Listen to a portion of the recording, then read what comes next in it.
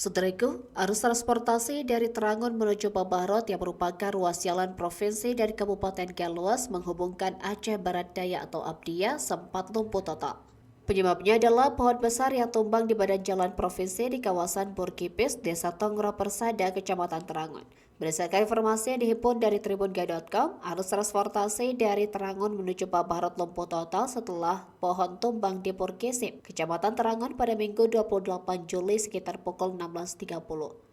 Pohon besar tersebut jatuh ke badan jalan akibat curah hujan yang tinggi dan angin kencang yang melanda wilayah Tonggoro Persada, Kecamatan Terangun. Kejadian ini menyebabkan arus transportasi dari Plang Kejaran menuju Plang Pedi atau Terangun Babarot terganggu. Warga melaporkan bahwa arus transportasi dari Plang Kejaran yang menghubungkan Plang Pedi sempat lumpuh total selama beberapa jam. Pohon besar dengan perkiraan panjang 40 meter itu menutupi badan jalan di kawasan Burkisip, Desa Tonggoro Persada. Dari Gayo Luas, Rasidan, Tribun Gayo.